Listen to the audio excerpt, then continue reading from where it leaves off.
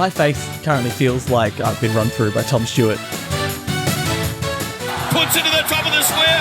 Oh, beautiful little fist in there by Dale. Crucial centimetre moments. He definitely has a bit of the Belcho spirit, as I have a bit of the Belcho spirit.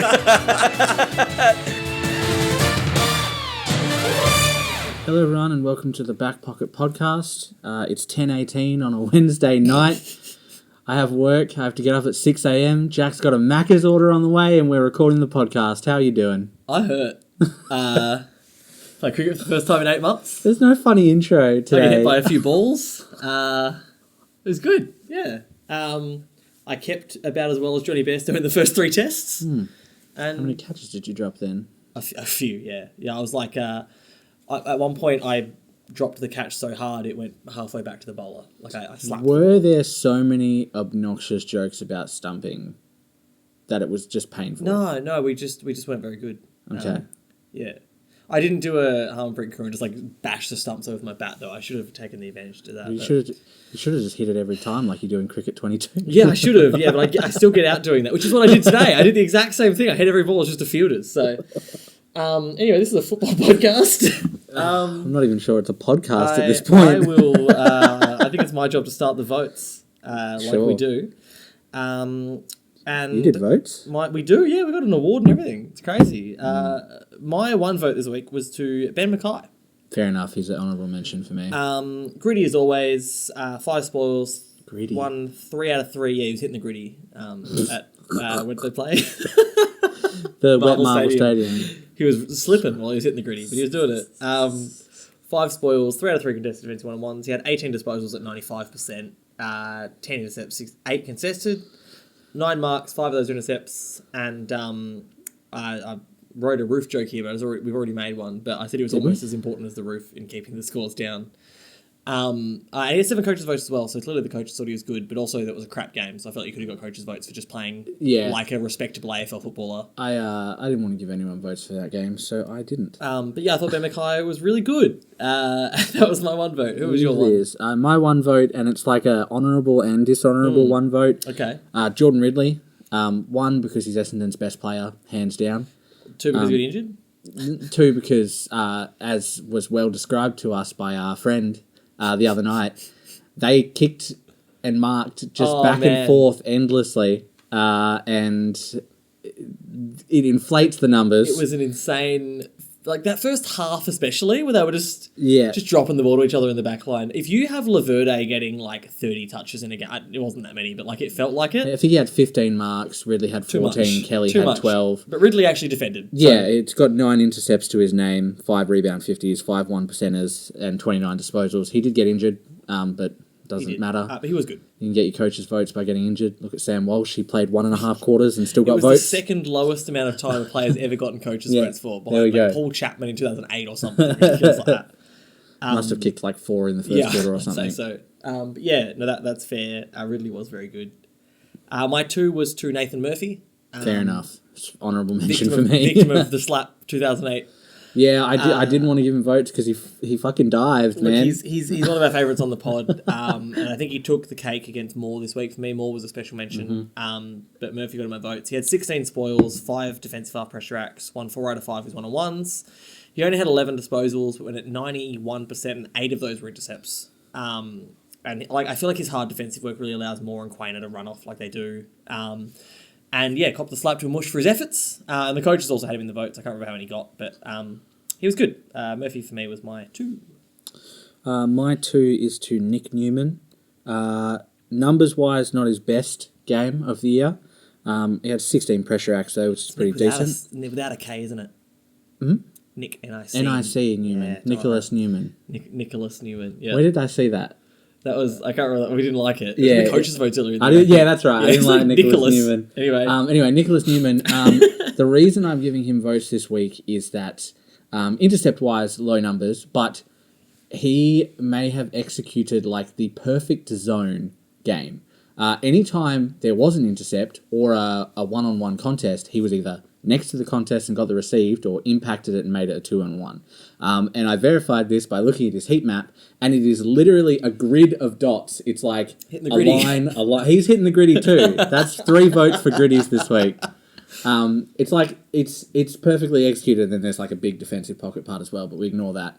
So 2 votes for him. I'm glad you gave someone who was medium or smaller defender this week because You're all talls. All talls this week for me, and Fair even enough. my big special mention was a tall. My 3 was to Harris Andrews. He's a special mention for me. Really? Yeah. So he did a number on Tomahawk. Had 10 spoils and 9 pressure acts. He only had 12 touches, but 92. But like in such a close game, keeping Hawkins goalless with just 7 disposals and an equal season low 4-score involvements. Let's be real. Was it Geelong that kept Tom Hawkins goalless? Geelong had 48 inside 50 to 52, True. and Hawkins didn't finish with a goal, True. which is pretty rare. Harris Andrews is really good. He's been good all season, but I felt like he deserved 2 for that effort. 3, sorry, for that effort. Because, if Hawkins had a couple more goals, there's a couple of times where they really pushed him wide and got the spoil out of bounds, where that's where if he marks it, he kicks those. That's his spot. So, credit to Andrews and his really fucking long arms. Brisbane have really improved their team defence over this last It's been half their of the biggest year. improvement this year. It's good news for them. They just need to play better in the MCG. They do, yeah. Which is amazing. They've got Collingwood at Marvel. So, that's going to be an interesting one when that happens instead of the MCG. Hey, we'll see what happens. Who's your 3? My 3 is Noah Bolter, the Richmond defender, who I think we don't give enough credit. Enough credit, yeah. Do you know he's the number 1 intercept marker in the league? Yeah, but then he does really dumb things after intercept marking it. He He was really good on the weekend, I agree. But he was a special mention for me. yeah, 588 metres gained for a tall is pretty good. Yes. 6 rebound 50s, 9 intercepts, 14 marks. I think he's settled down back, and if I see him up forward ever again, I'll scream. His second half of this year has been better than his first half of this year was. I would agree. My 4 votes this week went to Sam Taylor. Well, Sam Taylor's my 5. Your 5? Yeah. Okay. It was really touch and go for my 4 and 5 for me, but I can understand how you could go both ways. Sam Taylor, he just keeps on coming this year. 14 spoils, 6 out of 6 coming. one-on-ones, 9 pressure acts, 15 disposals at 100%. Didn't miss a 100%, target. 9 9 intercepts. intercepts, 7 contested, 6 rebounds, 3 score launches but 0 inside 50s, 10 marks, 6 of those were intercepts, 0 goals to King from 4 disposals for the entire game. And he got 10 coaches' votes. He's had 27 coaches' votes in the last 3 weeks. He Sam goes Taylor. down GWS at Cook. He is their most important player by, I think, a ridiculous stretch. People will say it's Green, it's Taylor. I think it's 1 and 2. I agree, but I think we've established it's Taylor. If Taylor goes down, they're cooked. So hopefully he can stay Gold Coast healthy. were really challenging them in the first half, and they stormed off with that game. So credit to them. And speaking of which, you can go check your room because I've got a hello. Yeah, so it's just down the driveway. There's a gate at the end of the driveway. Yeah, it always is. All right, so your 5 votes are Sam Taylor, which means your 4 votes James Sicily. was James Sicily. Yeah, Which is your understandable. 5? Which is my 5. Okay. It was one or the other, right? Yeah, they were both incredible this week. I think I deducted from James Sicily mainly because he played in a loss. In a And loss? It's not his fault, but He was best on ground by so far, I thought, in that game. It was so weird hearing all the votes giving Baker votes because he kicked the winning goal, and I was like, it was Taylor, Sicily, Taranto, and Martin for me. It's the best game Martin's played for Richmond all season. He's needed to have a game like that for them. Do you want to know the votes? Do you want me to... no, you're better at them. So he had a tag last week against North, and then this week just went back to James Sicily of old. He almost dragged them across the line. He had just 2 spoils, which was low for him, who usually has a lot, but had Because he had 15 intercepts. 13 defensive half pressure acts, 5 out of 5 one-on-one wins, 28 disposals at 93, as you said, 15 intercepts, 13 contested, 13 marks, 10 of those were intercepts and 6 contested, which is crazy numbers. 5 score involvements and 3 launches from 0 inside 50s. And I mean, there was no surprise he got the 10 coaches' votes. He was by a stretch best on ground. Greg looks like he's on crack. You can follow Greg on Instagram at smallguygreg to see more of our crack fiend cat. All big men make for me, as I said earlier. So I was glad you got someone who wasn't in because I didn't realise until after I put my votes down that It happens pretty often. only voted for talls. It's so easy to...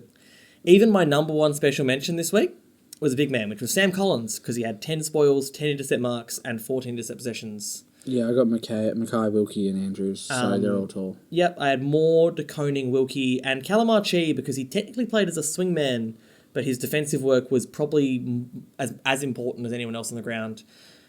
And I think there will be someone probably in the universe who will listen to this episode and be like, why didn't Tom Stewart get votes? And that's because he had 53% of centre bounce attendances this week. 10 centre bounce, or 18 or 10? And I think that's because, so he had 9, 10, yeah. But that was skewed by the fact that 9 of the 20 centre bounce attendances in that game happened in the last 35 minutes of game time, because most of the goals were kicked in the last quarter and there were 2 kicked in the last 5 minutes the one before that. But a defender he was not. He ended up being a midfielder for most of that game. I saw SEN's team of the week and they had Doherty and Stuart at half back. I saw Stuart in the back pocket in teams, and I was like, that's not... About? He didn't do that. Just because someone is a defender. If he played up forward and kicked 10 goals, would they put him in the back pocket? Oh, we need to put someone there. No, he played a great game, but put him at least on the wing or in the midfield, because sure, he was best on ground in that game, absolutely, but he wasn't a defender in that game. No, not even close. One of our favourites, Nick Murray's season is over. Oh, is it? Did an ACL, which means he will also likely miss most of next year, which sucks for him. Sucks for Adelaide. Also lost Rankin for the rest of the year. So I think a lot of their chances of making finals went with those two players, because they've been... Rankin obviously listed in the people they talk about a lot, but Murray's been really important to their setup this year. Both dropping, leaning up to the wing and forward when he's needed to, but his defensive work's been really good. I don't have many notes this week. It was a really weird weekend of footy in a lot of ways. Because every game I watched was shit, except obviously one that we missed because we were at the pub. It was a rough weekend. A lot of the games were, despite being close, near unwatchable. The Geelong-Brisbane game, if I was Collingwood or Port watching that Geelong-Brisbane game and considering those as two of my biggest threats this September, I would have felt really good about watching that game, because Brisbane should have been 8 to 10 goals up at halftime, and then the way Geelong came back and the chances they wasted with the dominance they had in the second half, it was kind of like the Geelong-Sydney game, which was a draw, where if either team at any point realised how crap the other team was playing, they could have stormed home. Brad Close trying to handball it to an almost out of bounds Jeremy Cameron at the end of that game, that was just, I feel summed that was up. Embarrassing. That summed up how Geelong's game I'd erase that from my brain. The awful kick from Rayner, whether he couldn't tell whether he was trying to go for goal or pass it, which could have sealed it for them early in the third quarter, was a similar kind of symptom of what that game was like. So, Port and Collingwood played a really good game between the two top sides. They kind of went punch for punch. Rosie's a really good footballer. Drew did a good job on Dacos. I found the votes funny on that. Ken Hinkley gave Drew 5 votes. But we assume he gave him 5. McRae gave 0. You assume? Either that or Hinkley gave him 0 votes and McRae gave him 5. Which would be funnier. Maybe he did. I don't think that was a 5 vote worthy game. Dacos had enough of the football for that not to be worth 5. It was a big challenge shrugged from Collingwood. Another one where you look at the expected score and they should have lost by 5 goals. This is what they do. They are the ultimate prison break team. I'm just hearing that trumpet from the Barmy Army. Port of the ultimate prison bar team. So yeah. It was good. I mean, that they kind of assured that they should be the top 2 sides again. I think they're playing better I think football. It's them, and obviously Brisbane are in contention. I think if Melbourne sort their forward issues out, they're the other with one. Fritsch out is a huge It's a loss problem. for them.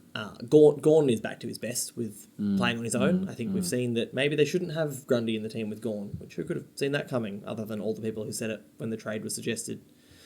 But yeah, he's playing the best ruck in the game again the last couple of weeks, which is a bit harsh in English. He's also been very good, but Gorn is a jet. May's good. Lever's good. Their midfield's good. Their back line, their forward line's just what's struggling for them. I don't know what they do about that. They can't really fix it mid-year, can you? You try. You could try. There's got to be a mix there that works. Yeah, I mean, they had a rough forward line in their premiership year, so that was their biggest weekness then, and they got it to click for the last few weeks. At least McDonald was reliable. You know? Yeah, and Fritsch was playing and kicking 3 goals basically every game. And Jackson 5 or 6, which helped. Yeah, true. Gorn also kicked 5 goals in round 23 and in a prelim. And then I think 3 in the grand final. Petrarch has been doing a wealth of the low. And they're still missing Oliver. Yeah, what's wrong with him? Yeah, I don't know. Remember when it was a 2-week hamstring, and now it's been like Yeah, and then it was a hospital infection, then it was a hamstring yeah, problem, and we're then still it was... going. So I've seen people online being like, he's got a drug strike. No, It's no, like, he had a not for this one. he had a thumb. No, we can't talk about that. You're gonna have to edit the hell out of that. Clayton Oliver has been out. If you want context, Google Clayton Oliver thumb injury. Yeah. That's a thing. You ever have one of those weeks? You ever have a week where you're watching footy content No. and both Eddie Maguire and Kane Cornes say things that are right, and the same week? It was really rough for me. So Kane Cornes did a whole segment on I can't remember what the Eddie Maguire thing was. It's lost to me now. He was just talking about the AFL being badly run. But Kane Cornes did a whole segment where he was just showing players throwing the ball. And he was just like, that's a throw. Yeah, That's we remember that. half of them were Port players. And I was like, this is just Kane Cornes being 100% right about one of my... I mean, you and I sit on the couch and watch the football most weekends, and I feel like the words we say the most are, that's a throw.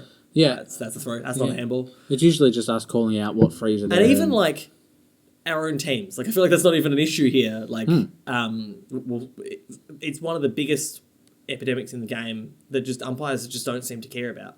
You'll see, like, 2 or 3 throws caught out of 20 to 50 a game. They've clearly been told since 2015-16 that they want the game to be free-flowing, so they Incorrect don't disposal care. doesn't exist anymore either. Unless you two-hand scoop it, they're not going to call you for a or throw. do it to the Mason Cox, you see the volleyball. No, I didn't, but I believe it. So but the ball was like touched inside 50 or something, I can't remember what it was, and he grabbed it and just threw it to the player in front of him, Yeah. like a basketball Yeah. rebound, and then complained to the umpire. He yelled at the umpire, didn't get 50 against him. No, because, they never do, Collingwood. Collingwood, no one can anymore. Dissent's gone. Yeah, but I feel like it's different for Collingwood at the moment. Ever since Cogs lost, like they lost that game because the one against Cogs that shouldn't have been. I haven't seen. I thought it was Wilkie. No, Wilkie was the funny one because he pointed just at the pointed at scoreboard. the screen to the very clearly incorrect umpiring decision and had no. Cogs lost. They lost them a game. GWS, which could genuinely cost them a final spot at this rate. I think they're good. I think they're sorted. They're playing really good footy. It's crazy that Bulldogs are such big favourites at Ballarat, which is a who knows what's going to happen ground. If GWS win that game, Chiefs have won they're five basically six in a row. Yeah. And Bulldogs have lost other than the Essendon Essendon game, like 4 out of the last 5. If GWS win this, they're basically locked in for Yeah, they are. finals. 'Cause they'll be 5th if they win that, right? And if they lose, they basically have to win most of their games from here on out. That's the interesting thing about how much those teams in that bracket, there's one game between 5th and 11th. They've all got each other a lot of times. Yeah. It's a very interesting last few weeks for once. Geelong probably have the roughest run. I think they've got Collingwood and Port in there. They also have GWS as well, so that's another team in that bracket. Carlton have GWS and St Kilda. They have GWS, Collingwood, St Kilda, and Melbourne. Yes, but obviously Collingwood and Melbourne are locked in that top 4. Same as Geelong with Port and Collingwood. But like Carlton have GWS and St Kilda in that bracket. Like those games that both make or break. And then Geelong have Bulldogs in round 23, which could be like a game for whoever wins that could finish anywhere between like 5th and 9th. Yeah, there's a lot of machinations to happen, but my favourite is Hawthorn versus Fremantle in the last round for who is bottom 3. Hawthorn, if they win every game for the year, can still make 8th, even after they lost to Richmond, if results go their way. It's not going to happen. That would have to be can. every result going their way, It would surely. have to be, yeah. How many games they won? 4? 5? 5, I think. I don't think they can make it. They can. No, I saw a ladder the other day. Someone did the odds. Like, it'd have to be like a couple of 100-point losses to teams inside the 8. So they have 5 wins. Yeah. So right now, Yeah. they need 4 to equal 8. Yeah. So they need like draws and stuff to happen in front of them. Not happening. Not I know, but happening. it technically can. It won't. They lost. I mean, we're never going to do it, but they lost their chance this week. Things I learnt this week. Max Lynch is lactose intolerant. Who's Max Lynch? He's a former Collingwood, now Hawthorn ruckman with massive concussion problems. Oh, that's right. He's so concussed he's on the long-term injury list. But he co-owns a cafe with Brody Majacek in like Melbourne-ish area. But they have he's had to put items on the menu for himself because they've got a bagel where he's got like a lactose-free cheese on it. It's in Melbourne. Surely it's all lactose I free. think so, right? Yeah. It was really funny him trying to be like, no, they're dairy free magnums. Someone was like, you mean the vegan magnums? He's like, no, dairy free. And someone was like, so vegan? He's like, no, they're just dairy free magnums. It was a very so Max Lynch is a very smart man. What if the ice cream's dairy free but the chocolate's not? Is that's still not vegan? That's not vegan. No, It's Max Lynch's favourite. Max Lynch's favourite. But yeah, apparently deathly lactose intolerant. Definitely? Grew up in Albury Wodonga, so like. Isn't that cow country? Yeah, it's cow country, yeah. I did not like being told he grew up in Albury Wodonga either. He was like, no, just Wodonga. Or just Albury, I can't remember which one. He didn't like the other side of the border. That's It's the Victoria New South Wales border. They hate each other. Oh, okay. It's like Kalgoorlie Boulder kind of areas. It's the most you'll hear about Max Lynch all year. It is. Yeah, he won't play until mid next year at least. I can't think of any other. Kalgoorlie Boulder, Albury Wodonga. Is that it? They're the only two I can think of. I don't know what the fuck you're talking about, Kalgoorlie man. Boulder, that's like the big mine. That's where Eddie Betts used to play footy there. He played for Mines Rovers. Yeah, sure. And then he moved to South Australia to Mount Gambier or somewhere. And he was definitely 17. He was 36. We're talking about that tonight. Because we're talking about Rashid Khan debuting in the BBL at like, quote unquote, 21. And we're like, sure, that's a 21-year-old. Yeah. Like, I feel like I look closer to 21 than Rashid Khan did when he debuted at 21. And I'm very close to 30. Well, that's why I reckon they should have checked Sam Powell-Pepper when he came through. He did not look 18. He's a large man. He's very good at football. He looks like he ate his twin at 17. It's good protein, actually. It's like the macros on that would be elite. I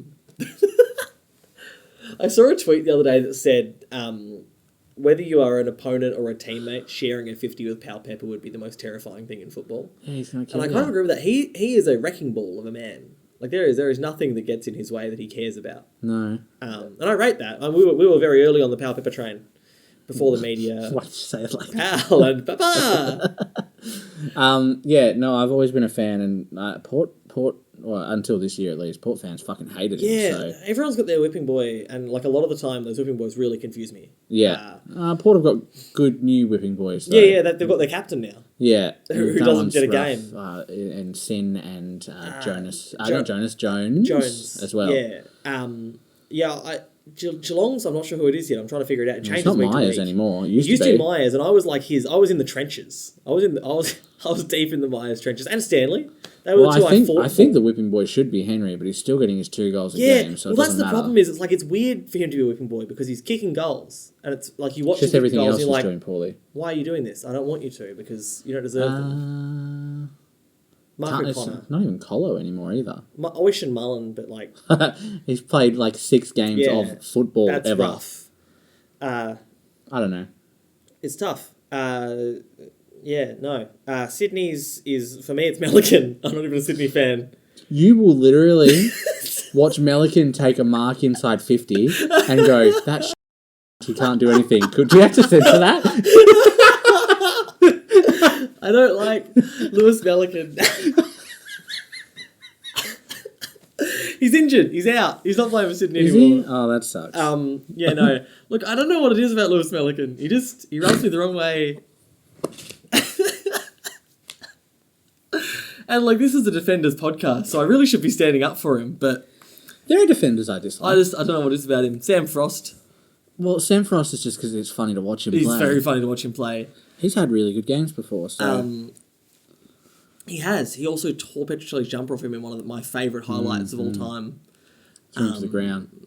Yeah, so like, well done, Sam Frost. I think that most of football appreciates Sam Frost for the fact that he can do good and terrible things. Like, he's got Belcho spirit, like Yeah. in a nutshell. It's like watching Satanto Halpin or Kepler Bradley. Oh, yeah, or what's his name? Except down back. It's just so much worse. What was his name? It started with a W for Fremantle. Wepler Bradley? What? I don't know who you're talking I about. don't know. I used his name on Gridley the other day. Scott Waters? No, but that's another one. My dad was like, "How do you remember Scott Waters?" And I was like, "He coached Because someone." you've got football autism. I got footytism. Autism. Yeah, I won't remember. I'll remember it later this week. I'll probably yell it out randomly in the middle of the night. I'd rather you didn't. Yeah, I know, but I will. Anyway, yeah, we got good games of footy coming up. I have so little football stuff in my brain this week. Ross Lyon complained about Marvel's roof. There was a Chris Scott's reaction to umpiring decisions montage on AFL 360. That's pretty funny. Alistair Clarkson's coming back to coach because he's just decided with 3 weeks left. Well, he's not doing it this week yet. He doesn't want the easy one against West Coast. He's just decided that he's coming back with 3 weeks to go, which feels so strange to me. Why not just wait until the season's over? Fremantle are the biggest disappointment in the AFL. Like, it's not even that they should have made finals, so they should be far more competitive than they have been. And it's clear that they can still do it because certain games this year they've just when they switched beat it Geelong on. and Melbourne back to back playing good footy, I thought, oh, okay, here's Freo again. Have they won since then? It's a great question that I'm not going to look up. Either way, like they are, as you said earlier, when they play Hawthorn later this year, they're at risk of finishing bottom 4. Yeah. Which is a team that was some people expected to finish top 4. And it's not even like they can do a Melbourne and use their pick to go higher no, because Melbourne they have their traded pick. to Melbourne. Yeah, that sucks. The other bottom 4 teams, we all kind of went, yeah. They beat Essendon at Optus. Oh, rip Essendon. What a way to throw your season away. That's the only game. Post-buy, wasn't it? Uh, For Essendon. Post-buy. Maybe. Yeah. I think Essendon will struggle to make it now. I think they had to beat the Bulldogs this week. There's still time. There's still a chance. They've got a relatively easy run home. I think that's the biggest thing in Melbourne's favour of staying in the top 4, is that obviously all the teams below each other are fighting it out. They also have a 2-game lead at the moment. That's what I mean. All the teams below them are fighting it out. And then Melbourne, I don't think have any teams in the top 8 for the rest of the year. Depending on They've where got Carlton. teams are. Yeah. But Or like 9th, so not top 8. Yeah. So we'll see how that goes. You wanted a short one? That's that's a really short one. You got any options? You got anything to talk about? Options. Options. Have you discussed your super? No. No. Did we talk about Ross Lyon being shit? We did. We did. We've talked about it several weeks in a row now. He's complaining about everything. He's back, baby. Yeah, he went from it's just a mulligan to hating everything football. They're getting Tim Embry back likely next week. And King. Not this week, the one after. Because the physios... I saw King back earlier than expected. I was like, you mean a week after the injury when they told us that he'd be back before the end of the year because he couldn't injure it more. So it's not really earlier than expected. It's like when they said he'd be back. So, like, how embarrassing will it be for St Kilda if he injures it more? Yeah, like if not even injures it more, if he comes out and plays... And does a different and shoulder then, like, injury because it's already weakened. Well, not even that, but like he tries to do the same thing again and has to get subbed out because he's hurt it. Yeah, it'll just be an absolute waste Just of don't spot. play him. Just don't play him. I think... Like, it's one of those things where, like... It's one of those ones where people are like, it was a grub act, but, like, this is exactly what happened to Nick Riewoldt, to St Kilda, 15 years ago, when he played injured Mal Michael and Chris Scott, like, went out straight away, and they're like, if you're going to play with an injured shoulder, we're going to run into it. And then he spent the rest of the game on the bench because he had an injured shoulder. Don't play an injured player. Do you reckon, like, 8 years ago, if you heard Michael Voss, Chris Scott, Brad Scott, Ross Lyon, Alistair Clarkson, we're all still coaching. It's crazy. Damien Hardwick's like gone. When I was on the couch the other night, and Nigel Lappin, who's an assistant coach at Geelong, was on the TV, and I was kind of, it was weird, but I was talking about who Nigel Lappin was, and I was like, and he also played with Chris Scott, and I was like, and Carlton's coach, and Collingwood's coach, and like Essendon's coach, and like it's crazy how many of that Brisbane Premiership team are now coaches. Yeah. Like, it's just Collingwood's Craig McRae, so many of them. Crazy. It's either you worked with Alistair Clarkson or you played in one of the triple premierships at Brisbane. You are an AFL coach, or you're Justin Longmuir, and that's his problem. And I wonder if there's a link from him to, like, the pagan era. Well, somehow. He worked at Collingwood. He was at Collingwood under Buckley, not under McRae. Nah. And Buckley doesn't have any links there either. Well, he failed too, so... Yeah, he taught... Well, yeah, but Buckley at least had close failures, not... It's almost worse. Yeah, Longmuir beat Bulldogs in a final, which, you know, lots of people have done. Now we're at the part of the podcast where I'm we're Googling things to extend it, like, by 5 minutes. Yeah, we're not doing champion... What are you doing last week? Player ratings? I'm not doing that again. Anymore. I'm so mad about it. This week this is Gridley season, baby. I'm already over Gridley. You're already over Gridley. There was a He was under Worsfold, A man. chatter on... Worsfold's the other link. He coached under Worsfold. There was a chatter on Twitter the other day because of Champion Data, which, as has been discussed on here before, I work for, but I do think that when they try and use stats to literally evaluate players, they are stupid and pointless. Like, You see that they elite player ratings are dumb. said like over the last 3, 4, 5 weeks that Tom de Koning was the third best ruckman in the league. Yeah, so the one that's been called out this week pretty heavily on Twitter for being really stupid was that Carl Amon is in the top 50 players in the AFL.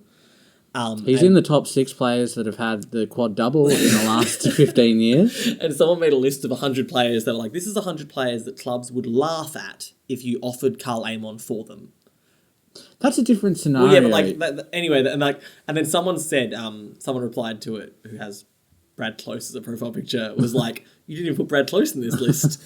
And then the person who started this whole conversation getting really mad, a Hawthorn fan, about that, he was like, please never compare Brad Close to Carl Amon ever again. So I replied with AFL flags. Carl Amon 0, Brad Close 1. Sandful flags. Carl Amon 0, Brad Close 1. Sleeves. Carl Amon 0, Brad Close 2. You're such a dickhead. But also, how dare you compare Carl Amon to Brad Close? Carl Amon's not in some like rarefied air. I think it depends on how you see Carl Amon and how you look at player ratings. Would you have him in the top 10 wingmen in the league? Probably not anymore. Not Maybe anymore. 2 or 3 years ago. Yeah. Like, his last year at Port? Yeah, definitely. Sure. But it's the fact that he's playing wing in a bad Hawthorn side. I wouldn't compare Carl Amon to Brad Close because they are very different footballers. If Carl Amon was playing at Port right now, he would probably be near on All-Australian contention, I would say so. And then you could call him a top 50 player. But he isn't doing that in a lowly side, which means he's not a top 50 player. Exactly. It's like looking at Gaff until the last 2 weeks this year. Yeah. When he wasn't. And then he got subbed on that game and suddenly played like he was good again. That was weird. Yeah, I don't understand it. They were like, Gaff, we're making you the sub. And he was like, I'm good at football now. I'm good at footy. Well, it's like when Mitchell got subbed on in the last quarter and made like 60 in a quarter. Yeah, but that's Collingwood. Collingwood do weird. Yeah, Collingwood do weird stuff. It's like Myercheck being interviewed the other day. I heard him talking about it and he was like, genuinely attributes to part of it of like, teams get in their own heads about the runs Collingwood get on when Collingwood have a run on. He's like 100%. He's like, so much of it he thinks is like that, and they know that teams do that, so it gives them the confidence to go at them. He's like, so much of it is not that like we have some like magic formula. It's just that like because we've done it enough times now, teams overthink themselves, which puts them into like panicked positions. And it's like it's crazy to hear that like even they know that and they're willing to publicly say it, but it still happens. Like. And it doesn't always happen in the last quarter now. They get these runs on at all different points of the game, which is what makes them so terrifying this year, is that they'll just do a quarter and they're 6 goals past you. And then sometimes it is in the last quarter, like this week or a couple of weeks ago, and they just run over you. And it's like, it's what makes them so hard to beat, is that they've just got that belief that every time they start one of those, if they kick 2 goals in a row, suddenly the whole team is like, well, all right, we've done this now. And it's obviously not a players thing, it's a system thing, because we were looking at it at the end of last year, going Bobby Hill, Tom Mitchell, Frampton. And they've all worked. Yep. McStay. Yeah, well, McStay hasn't really had much of a go at it yet, but it's clearly a system thing, which is like credit to McRae. Why did I say all that? Credit to McRae for the way he clearly has that team believing in their system and playing as a team, because he's been watching too much Ted Lasso. It works. Apparently they love Ted Lasso at the club. Yeah, of course they do, because it's a fucking amazing show. Yeah. Well, you won't like this, but Brodie Myercheck is a huge Arnie Donna fan. Ugh. I don't like Brodie Your Myercheck, favourite. so it's fine. Whoa. Everyone likes Brodie Myercheck. Why should I? He's much heavier than I thought he was. And I don't mean this in like a bad way. I just mean that like... First you come for Stuart. He's like... Well, I just mean he's clearly solid. Like, so like Myercheck's what, like it'd be 191-ish. Like, he's not very tall. He's 99 kilos. Yeah, makes sense. That's a big boy. Yeah, I think so. He keeps his own in his marking contest. Yeah, it's why when he crashed into the marking contest he comes off okay. Because he goes at marking contests. I love Brodie Myercheck. Big fan. Always have been. Yeah, I was pretending he didn't exist, hoping that he wouldn't play in this week. When you see a rural Tasmanian football player go to VFL as a fullback and then suddenly be an AFL full forward in a runner-up team in a grand final. The AFL full forward in a side that doesn't have any other key forwards. Yeah, no, he just like came in there like they had like 20 injuries that year and they're Brodie, you're in. We picked you up as like a rookie fullback, but you are full forward now. And then he was like, that's okay, I'll kick 2 goals every game. And they're like, sick. Yeah. You're in, baby. And yeah, it's a good story. I wish more teams could do stuff like that. I mean, Geelong obviously used to love doing it. Atkins and Stuart are obviously mainstays in the side from it now. But I love seeing players just picked from obscurity. Marriage at West Coast is another great example of that. I'm not sure about Marek. that. Marek. But I'm not sure about that because he was very widely touted as a number one mid-season draft. Well, yeah, but like he was a different pathway. Yeah, I guess. If Stuart and Atkins had existed during the mid-season draft, teams might have picked them up that weren't Geelong. True. Anyway, for playing good VFL footy. Yeah, all right, I think I'm done for this week. You done for this week? I'm so done. I can smell my food, man. I forgot you had it. It smells so good. This week brought to you by 4 and 20 because Jack's high. I want a sausage roll. I've been eating a lot of sausage rolls now because of my tooth. Because I can eat a sausage roll with half of my mouth. Find easier foods to eat that you don't have to shove into your mouth sideways. Bite-sized foods. Bite-sized foods. Like nuggets. Yeah. Like nuggets. Go eat your food. This has been The Back Pocket. It's been the worst episode of The Back Pocket. Oh, yeah, man. It's late and I am tired. But we will see you next week. Bye. You're going to have to do so much editing.